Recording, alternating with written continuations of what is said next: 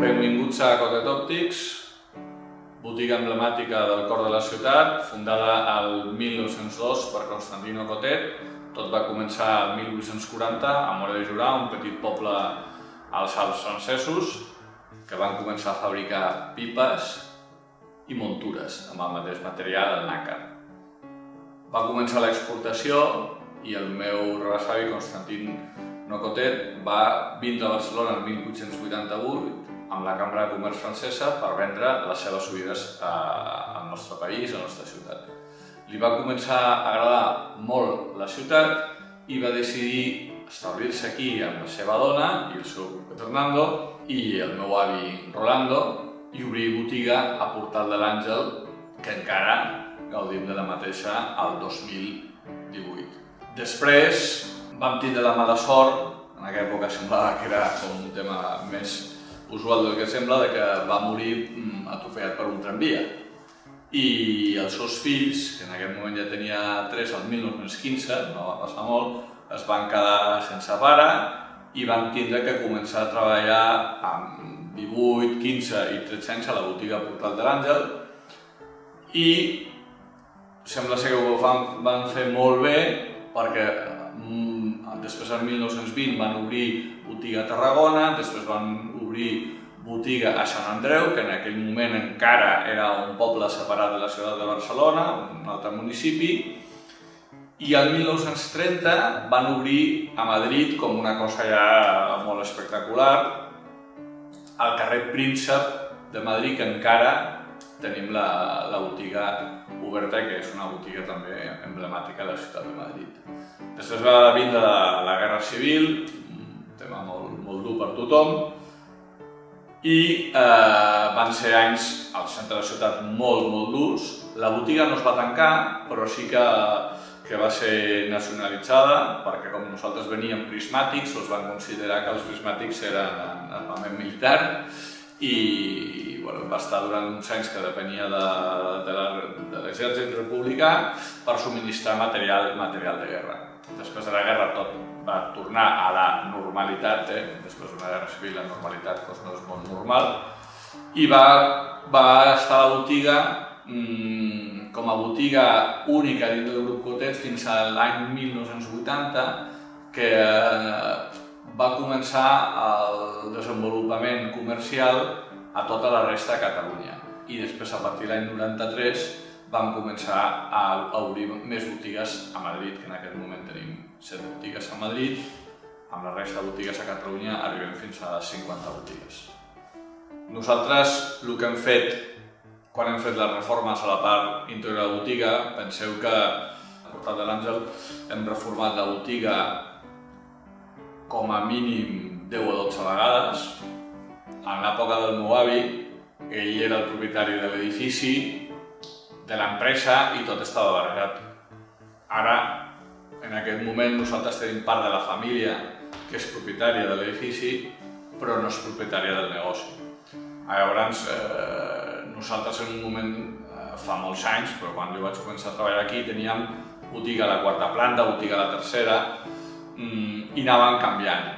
En l'època que sortia un nou producte o un nou projecte, nosaltres agafàvem la 3a o la 4a planta i dèiem, aquí posarem el departament de baixa visió, aquí posarem el departament d'audiologia.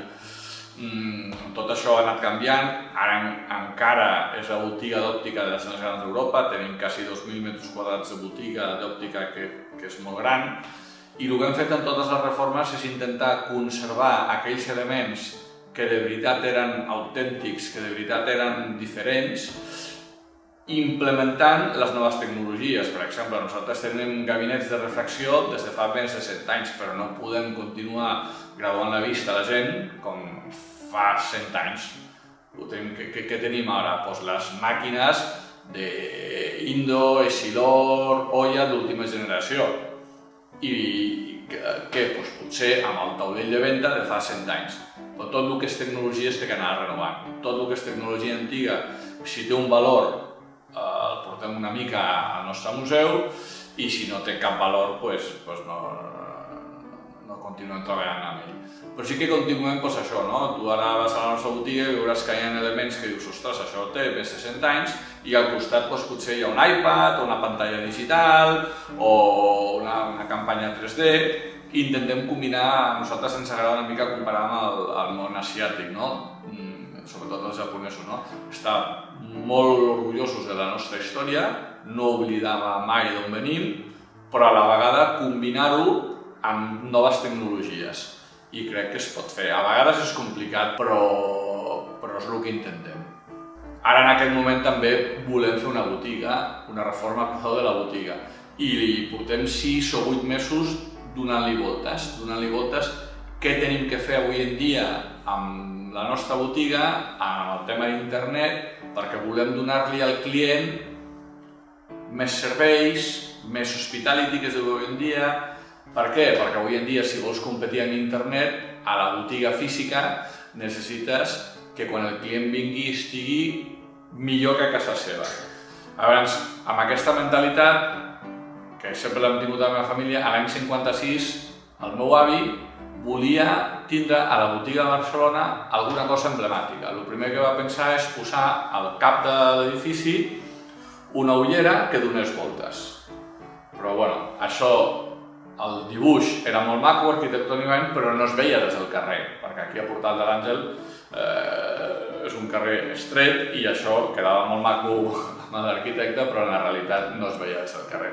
A més que es veu que a l'Ajuntament aquesta idea no li va agradar massa. I es va proposar el tema del termòmetre. El tema del termòmetre, nosaltres en aquell moment veníem molts termòmetres i molta meteorologia i tenia també un sentit comercial. Va ser un tema molt important, va tindre molt d'èxit perquè a més va coincidir que es va inaugurar el termòmetre i al cap de res vam tindre un rècord de temperatures extremes a la baixa a la ciutat de Barcelona. El termòmetre arriba fins al -5 i es va arribar a -6 o -7, que no s'ha tornat a arribar, no? Això fa molts anys.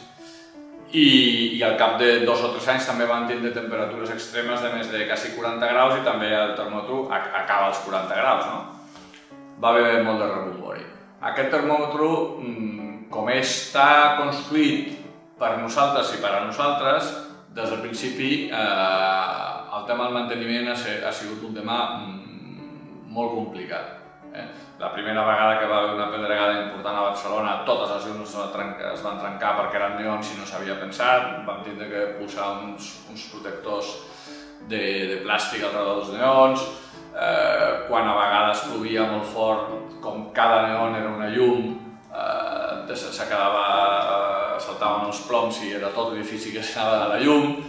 Ha sigut una història molt entretinguda i quan als anys 90 va començar tot el tema de les inspeccions tècniques dels edificis i tot això, arrel de que no me'n recordo quin cinema va caure una marquesina i va morir gent aquí, desgraciadament, a la nostra ciutat de Barcelona, me'n recordo que vam tenir una inspecció dels bombers, ens van demanar que teníem que treure el termòmetre perquè aquest termòmetre que on estaven els permisos. I clar, van començar a buscar els permisos i no... En aquell moment, a l'any 56, això suposo que es trucava a l'Ajuntament i deien, sí, i ho feien.